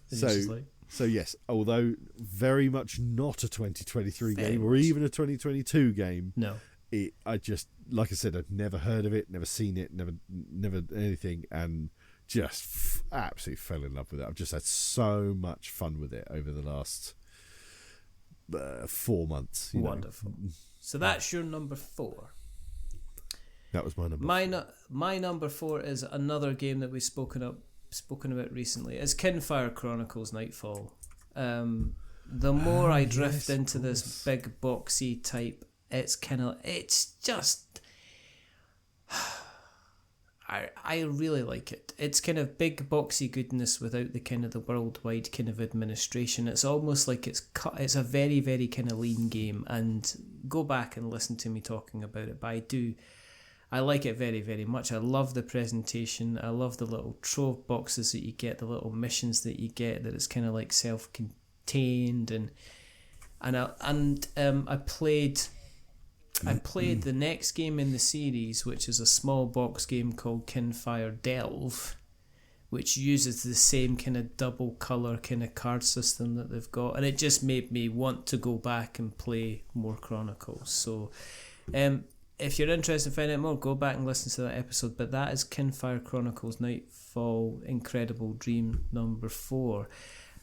Nice. Just because it's kind of that big epic fun without feeling that, oh my goodness, I've got to go through this epic fun with capital E. I can't remember exactly what you said when we discussed it before, but it sounded like it did some really cool stuff. Yes, that made it stand out from the crowd. And does some really cool things and does them really well. Just combat with boosting and combat, and I play a card, but then you've got the ability to play another card on top of that as well to boost it and give me kind of like extra stuff. And there's kind of like hand management, and if you want to refresh your deck, then you've got to kind of like, you can take like exhaustion cards and stuff like that, because you've effectively exhausted yourself because you've used up all your moves for that thing. And it's just all the little kind of things, a little showing of thought that they've done that kind of makes it kind of one of these games that most people that I see talking about it always talk about it in a kind of like a positive light. It's like, this is my idea of what a big box game should kind of be like, that it kind of offers it in terms of story and content and not necessarily in terms of faff. So that's Kinfire Chronicles Nightfall by Incredible Dream. Nice. We're into the serious. And the medals. We're on the podiums. We're on the medals. So what's your bronze medal going for? Somebody's getting doused with champagne from the winner.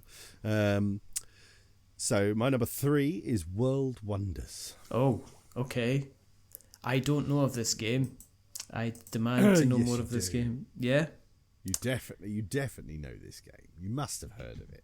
I probably Arcane have. Wonders, World Wonders. I probably have. Very I'm going to beautifully check. produced I'm game. going to check this. So it's a polyomino-ish. Yeah, polyomino. Yeah. So you've got a grid in front of you, which is just a part of land, and you're filling it up with all these various coloured buildings that give you these. But then also what you have the opportunity to buy is various world wonders, and there's always 3, I think, world wonders available. So you've got money to spend, and all these different polyomino tiles, cost X amount. You've got all these tracks, and it's one of those, the tracks go up, but you'll only ever score the lowest track, so you've got to kind of balance them as they go up and stuff like that. But they're also kind of the timer to the end of the game. When somebody hits a certain point on one of these tracks, that will trigger the end of the game. So you've got like 7 money to spend, and the world wonders, they cost anything. But what they cost specifically is everything. So a world wonder costs whatever you have left, but it's also the end of your turn. So you need to hit various criteria to get a world wonder, to whatever that might be, whether it's the pyramids, the Gardens of Babylon, the Colossus of Rhodes, all these various cool things, Chichen Itza, and they got all these cool wooden chunky pieces that represent the world wonder and where they can be placed, and what resources you have to what resources you have to have with the various other polyomino tiles to get that world wonder. So you might be the first player, and you've got your 7 to spend, and there's like, I need some of the red resource. I really should buy that tile, but I want the Easter Island heads, and I know if I don't take them now, there's a very good chance that Sean might take them. So sod it. I'm spending all the money I got. So, but then you get to that point where you start that, you're the first player, and you're like, right, okay, I really want to get the Easter Island heads. Okay, Sean, he still needs to get 2 more red, so he can't get them yet. So, okay, cool. So I'll buy some more pathways, or I'll buy a tower, which do all these various things that do kind of various things to help you expand your city. So I'll buy a tower now. Yeah, cool. Okay, you'll go Sean. So Sean buys something. He buys those red things. You're right. Okay, cool. Comes back around to you. Now I'll buy the Easter Island heads before Sean does. So it just, like I say, just really cool, beautifully produced. Really, really fun game. It really looks fun. it definitely lovely. stands out because it definitely if it weren't for the cool big chunky world wonders, and they were just flat tiles, it probably wouldn't get nearly as much love as it has got. But that's board games for you in the modern world. It's got, that's what makes it stand out from everything. But yeah, really, really cool game. Really cool. So you've not heard of it at all? No, but then Wow. I don't like board games. I was. No, I don't know. really It's surprised like you there's hadn't heard of it. I think you'd really like it. There's so many that kind of like they get. There's an awful lot of things that are good at kind of like spreading noise, and then you get ones like this that kind of slightly slip under the radar, and they get mentioned in a couple of places. It's kind of interesting because you look at, like, say, the Board Game Geek kind of page, and there's not. Well, I suppose there's a reasonable number of reviews, but there's only kind of 6 text reviews, and I'm a big person. I like to read kind of what people have written as opposed to kind of watch videos, I guess. So, but yeah, I mean, it's kind of escaped me a little bit, but there you go. If you get the chance to play it, do so. I might just get it. Really cool game. I might really just cool grab game. it. I might just grab it. My bronze wedel. Bronze wedel. I'm putting a bronze wedel. I'm putting a double. Copper pedal. And copper pedal. My giggling Muppet. Chuckling Muppet. Muppet. Giggling. Whatever. Grinning. Giggling. Chuckling. Votes for Women. Fort Circle Games. They've got 2 games on the list. They've got 2 games on the list. I don't know. I think they just you get certain publishers and designers, they just tick your boxes and you just go like, this just kind of works for me. And there's probably an entire genre of games out there, and I know that the kind of the coin series games are all about kind of like playing cards and doing things, and I think if I was approaching this from somebody who's played lots and lots of coin games, I would probably be going, it's, you know, it's okay, it's fine, it's you know, it's a good game, but there are these other coin games which you can play instead, which are so much better. But what I like about Votes for Women was it is a proper kind of war game. It is a proper kind of hold your territory, take territory, build up your resources, try you know attack essentially the opposition. And it's all kind of like everything from kind of like the kind of the style of the artwork on the cards, the font, everything kind of screams nostalgia. It contains kind of historical documentation, so it's teaching you everything about it. But the main thing is, it's a really solid game. It could have been dull, it could have been simple, it could have been peppered with historical facts, and people would have just went, well, this is just an educational game with some gameplay kind of sprinkled over the top of it.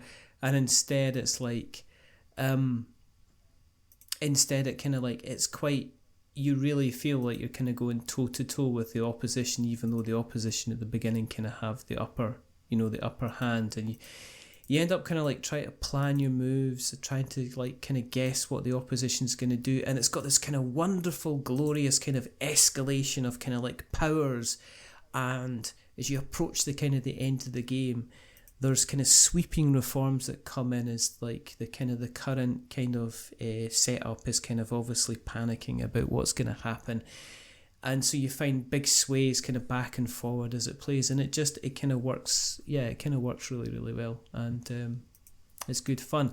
Availability wise, I think it's starting to become more and more available in the UK, and I know I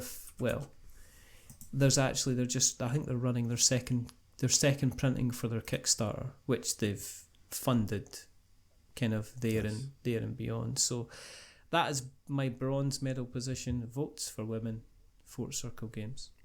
And it was Tori Brown that designed it, so who was a former guest on the show. So there you go. Well, we know what the standard of your guests is. Well, it is now anyway. Exactly. Yeah. What's your silver medal position? My silver medal is Age of Comics: The Golden Years. Oh, you've talked about this before, very briefly. Talked about this. Yes, yeah, I have talked about this. This is one of those games that, you know, when you've got a game coming and you're like, I hope this is as good as it looks and as good as I want it to be. So you're playing, and each of you are playing up to 4 players. You're playing your various comic book studio in the golden era of comics. You know, the Action Comics, Detective Comics, the birth of comics and where they all came from. And at its core, it is a classic worker placement game. I do love a bit of worker placement game. Worker placement, and this is really cool. So you've got various resources. So you've got ideas. So like if you want to make a romance novel comic, you need to have a couple of romance ideas. And you've got artists and writers, and the comic itself, and so artists and writers are suited to certain types. So you've got action comics, sci-fi comics, detective comics, horror, romance, etc., etc. So if you'll probably by the end of the game you'll have published 4 to 6 comics, and if, like, for instance, you produced an action comic and it had an action writer and an action artist, that would be worth more points at the end of the game. If you had a romance comic that had a horror writer but a romance artist, it would be worth a little less points, then also what you're doing is you're trying to so a comic will come out and it'll have a certain amount of fan base to it. Yeah. And you've got various ways to build up the hype, so you can start getting extra abilities on top of your kind of the existing beginning abilities. So then when you go to do say you write a comic, so that's when you choose one of the comics available to you. So you go, right, well, I'm going to take that romance comic. You might have upgraded that action so that you would then build hype on it. So what you would do is you would then put that down in front of you, not in your hand. You put it down in front of you, and every turn it would get +2 hype, which basically means when it comes out, it would be more popular. Ah, right. And then you have like a map of New York or Manhattan, and you've got all the various newsstands and shops and bookstores and everything like that, and you can go around trying to basically sell your comics to these various places to again increase the popularity of these comics, and kind of get these certain ones you can get into like legendary status, and they'll never lose popularity. Your comics will every round will get less popular unless you can boost them up to the point where they're a classic. Then they'll always be loved, kind of thing. So in of itself, it doesn't do anything particularly brand new in the worker placement space. Yeah. But it's beautifully produced. I mean, it's absolutely gorgeous to look at. Lovely, that kind of pastel shades and this lovely 60s, 50s sort of 40s art kind of style to it. Just everything they've done, they did really, really well. Slight the if it has a downside, it's that I think you could kind of get a bit screwed. Like if you in that last round, if you were planning like all worker placement things, the way this works is there's X amount of worker placement spaces on a thing, so you might have like 3 spaces available in a 3-player game or whatever. The first one you might get an extra benefit, the second one you might not get so much of a benefit, the third one you might not get a benefit at all. You just get to do the thing. If, say for instance, the publishing, putting it out there, if you don't do that quick enough and you don't get to publish your last one that you spent this round and the previous round getting ready, then you're done. You're screwed. You're out of it. So it can be a bit punishing on that front. But that's just it's just the rub of it. It's not the way it is. But I love it. I just think it's such a great game. I love the style of it. Love the look of it. I feel fully immersed in it, and I really feel like you are, like, gathering these ideas, and you're like, oh yeah, let's get this cool artist to do this. And it's just brilliant. Great. So silver medal. Age of Comics. Silver medal. My second place might be surprising, might not be surprising. Is General Orders World War II. I thought it was going to be number 1. Did you? I think you might be surprised by that. I think you might. So it's like one of those things. It's like, here's a 10 list of the top things you can do with fudge. Number 1 will surprise you. What can I say about General Orders? That it's just a box of kind of continual worker placement, kind of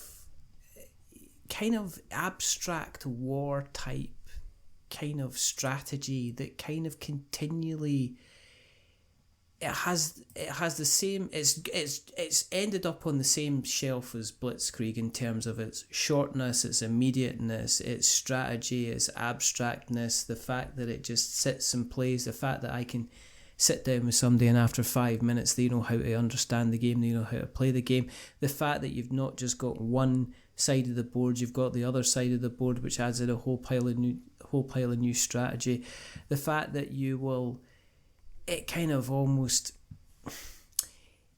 of makes you kind of go, yeah, I'm winning, but then also adds this anonymity to everybody that's kind of like, it becomes very, very like a cold game. It's the opposite to like Battle of Britain or any of the Undaunted games. Like I said, I said in my review, there's no specifically marked counters.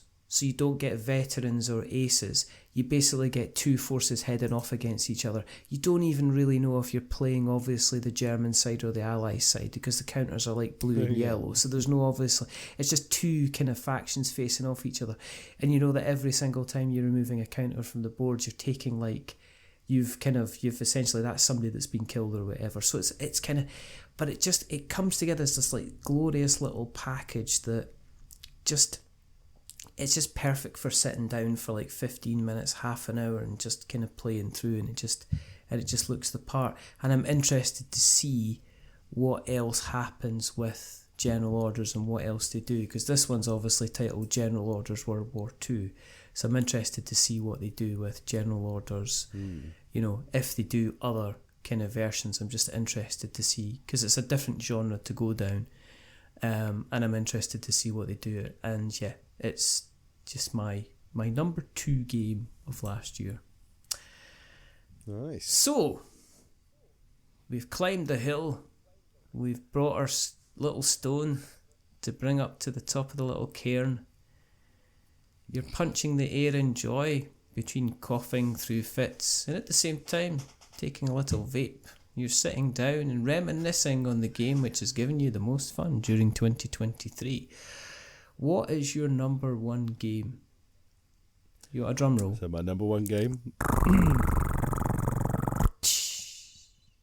Does that drum roll? Yeah. Oh, what? I don't know what that was. It is. It's a drum roll. It did not sound like you gargling. There we go. Bossa Nova. So mine. Let's give you some Bossa Nova.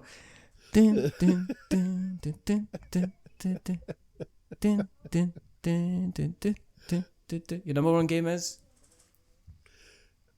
a 2022 game, but very, very difficult to get hold of unless you backed it on Kickstarter, which I didn't. But my number 1 game, which I could not have played earlier, is Oathsworn.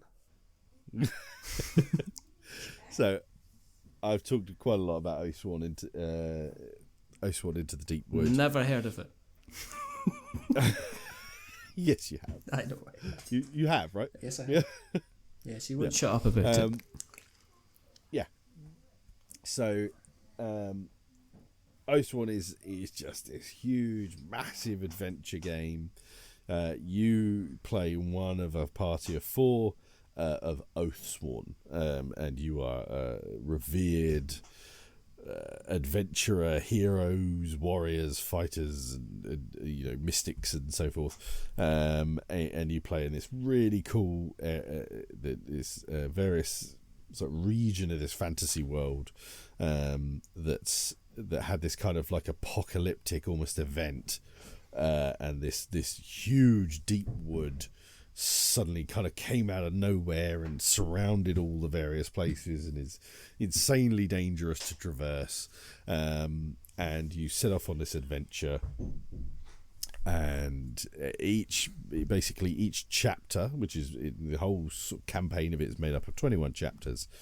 You start off with a story section, and then you do an encounter, and the story section is you could be in this city and you've got this map in front of you and you go to these various locations using a very, very good app if you wish, or you can have it you can read it out from a book, kind of in that choose your own adventure kind of, go to paragraph 34 and whatever, but the app is really good. It's got a really good narrator who was a guy from Game of Thrones, very famous actor, British actor.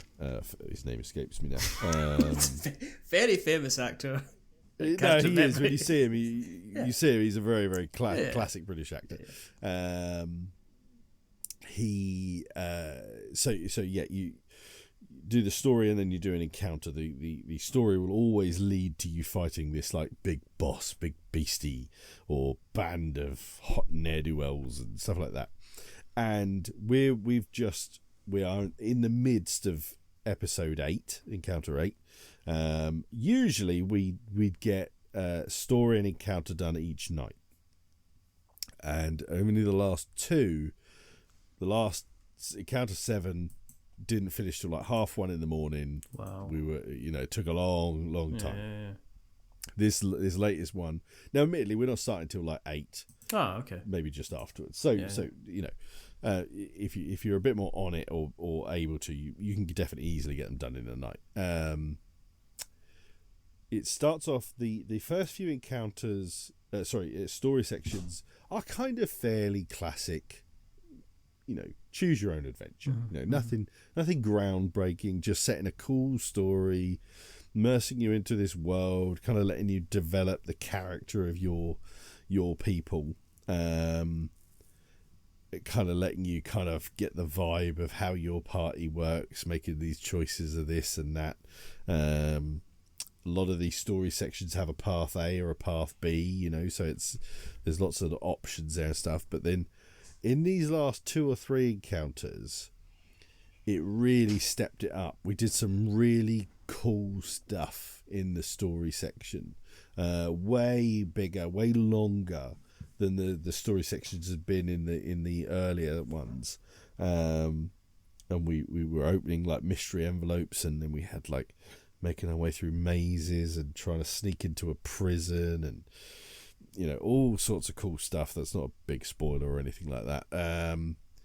But then it always leads to an encounter which has been so varied. We've come up against like the first one is you're against the Brood Mother, which is this. She's on the front cover, so again, not a spoiler. Yeah. Giant rat, and she has these huge rat swarms that you've got to figure out how to tactically defeat this thing. And they've all got their own deck, and they've got special rules, and they all work in completely different ways. And then we've been up against like a band of like 5 like barbarian-y kind of cultisty things, and again, like suddenly you go from attacking one big thing to having 5 kind of really kind of strong things. Really kind of getting the hang of your character and how they play, and the mechanics of the battles are really clever. What you do and your hand management, and it's one of those ones where you have a deck, but it's always in your hand. Every card you have available to you at all times, but you use a card and it kind of does this battle flow. So like your most powerful cards will go into 3, and then when you play another 3, everything that's in the 3 spot will move around to the 2 spot. When you play a 2, everything that's in the 2 will move around to the 1, and eventually, if anything is in the 0 spot at the start of a round, they come back into your hand. So you've got to kind of tactically figure out how to go, right, okay, well, if I do this attack, I can do that, then I'll spend a battle flow token. You've got lots of tokens to help you kind of buff you here and there, and when you need them, I'll do a battle flow token, and I'll move that back round to there because the next card I'm going to play is a 2, so then that'll move there. So you're doing all that kind of thing, whereas also obviously the tactical nature of trying to actually deal with the beastie in front of you, it's just brilliant. We are just having such an amazing time playing it. We're just loving every second of it, and it's been brilliant, absolutely great. I love it. So that's a number 1. I mean, it sounds like there's still tons of it to play. Like I mean, like I say, we're at 8.5 encounters, as it were, and we've got up to 21 to go to, and there's a lot of mystery boxes to open yet. So that's your number 1. My number 1 is... It sounds like you do those reality shows and they go, and my number 1 is, and then they pause for like 3 minutes, and I'm pretty sure that they just say it straight away and don't actually do the pause, and they just edit in the pause. So my number 1 of game for last year was Expeditions from Stonemaier. Oh, wow. Okay.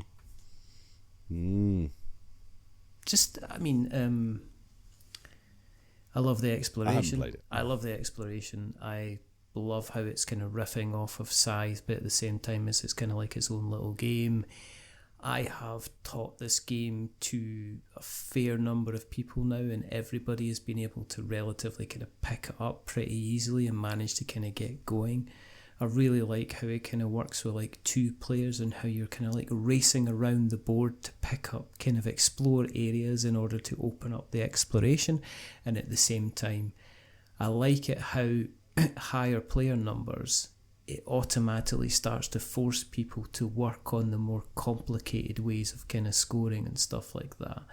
And it's just the little system of you can either move, play, or gather, and then you can do that on the first turn, you can do all three, and then from then on you can only do two unless you refresh, and that your hand is on your table and everybody can see your cards. And the way the mechs work, that they just like, they explore but they can't go against others' faces. It's kind of like there's not any direct interactivity, but there's certainly points where you have to decide where you're going, and you'll be blocked by other players, or you'll have to make decisions based on what everybody else is doing. I think it's the sweet spot is probably about 3 players, possibly 4. I've seen people play it with 5 players and have a good time, but I've only seen very few people that I've know have been playing it have come away and said, no, that didn't kind of gel with me. And that all comes down to them kind of potentially not being able to get their individual engine kind of going, you know. So yeah, pretty much. It's just, yeah, I was kind of, I've seen people kind of rant and rave about it. I've seen people kind of rant about it and say that they don't like it. But for me, it's just another game that just kind of like really, really works for me. And so that's why. And I would play it again. I played it on Friday, played it before that, I just, you know, if somebody says to me, would you like to play this game? I'm just going to get it to the table because I know where I am with it, and I'm learning the kind of the strengths and weaknesses. And for me, it's epic. And yes, it takes a kind of like 2.5 hours to kind of play it, but I can have like people who haven't played the game before and still have them up to speed with kind of experienced players, and not have this thing where people feel that they've got a disadvantage. So it ticks a lot of boxes. But then I'm a big kind of Scythe fan. Right. So it kind of, to me, this is like a natural progression for where Scythe could go, and there's the potentiality for expansion. So yeah, it's I wrote the review for Tabletop Gaming Magazine, but the game's mine. I didn't, you know, it's like I saw it and I went, I'm going to have that. So that is like basically one of my favourite games. It was a tie between, I guess, the top 3. You could say if you put any of them in front of me at the table, I would play any of them. But I think Expeditions just really like it. Is that a game you see like being one of your top 10 games of all time? Is it that good? I think it'll hover. I think it'll hover around about the end of the top 10 of all time, because there's some really, really strong competition for that. But definitely, I mean, I've got Viticulture in there, you know, and things like that for my ultimate kind of top 10. Yeah. But definitely, if somebody put it in front of me tonight and said, you want to play this, I'd be like, yeah, I'm definitely playing this. Not a problem at all. Love it. I've got the neoprene mat. I've got the metal mechs. I'm looking at the metal coins. Those metal mechs are beautiful. They're just amazing. Yeah. They're just absolutely amazing. So there we go. So that is our top 10 for 2023. So, and I think... Did we have a single game crossover? I don't think so. I had some... No. On the outside of it, Empire's End was the only one I could think of. No, I think that's a nice little eclectic mix of 20 games that people could consider looking at, which is a nice list, because you always get, normally, you get people going, oh no, I've got that for number 5, or I've got that for number 10, or I've got that for a bit. I think, no, it's a nice little mix of 2 games. I think it shows what a good year 2023 was as well. The fact that, you know, and 2022 if you want to count this one. I mean, really, my number 1 game of this year is Mythic Battles Ragnarok, but you know, it's just more. It's more Mythic Battles, so it's like, hey ho. It just shows what a cracking year was. There was some truly, truly great games, and there's like, I look at the list of 2023 when I was looking through the whole list of it, thinking, right, okay, what games have I played? Okay, and I was sort of noting down all the games I've played. And I was just going past all these games. I was like, oh, I'd love to play that. Oh, I'd love to play that. Oh, I'd love to play that. Oh, I've got that. Why haven't I played that yet? And there's just so many cracking games were released in this year. Yeah. You know? That's the plan for this year, is to play less games that get sent and play more games that I have. And if that means kind of talking about games that are a couple of years old, I'm quite happy to do that. I think that would be the way forward. But I think that is a nice little place to kind of wrap things up. So you can go downstairs and catch the rest of Dancing on Ice. And if people want to catch us online, you can find us on our website, which is we'renotwizards.co.uk. You can find us on the podcasts catchers of choice, but the main website is we'renotwizards.com. You'll find us on Apple, you'll find us on Google Podcasts, you'll find us on Spotify, you'll find us on Spreaker and Stitcher and Upwards and Downwards and Dolphin Nose and all these other wonderful, Podcast Addict. There's all these other wonderful podcast places of choice. If you like what you've listened to, two things you can do. Tell other people that we exist, because that's always very nice. And the second thing is to give us a rating or review on your podcast catcher of choice. But until the next time, it's time to say goodbye. And remember, we're many things, but we're not wizards. Are we wizards, Luke? No. Absolutely not. We're mythic beasts. Absolutely.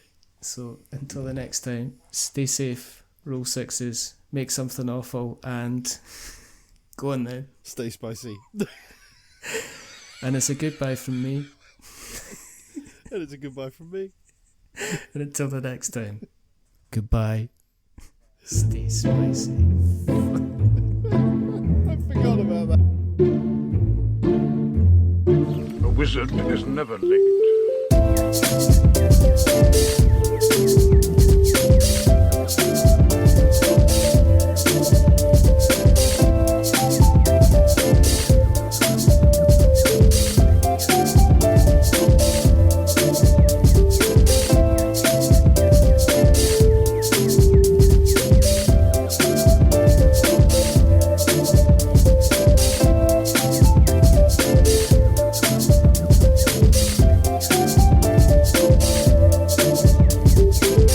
Nor is he early. He arrives precisely when he means to.